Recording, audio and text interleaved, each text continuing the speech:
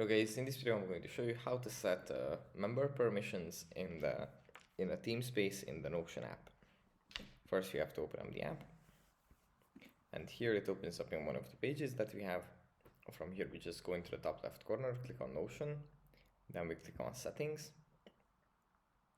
then we click on Teamspaces here. Here we click on the Teamspace, the three dots next to the name of the Teamspace that we want to manage. Then we go into Teamspace settings, and here we have permissions. Here we have the owner and members.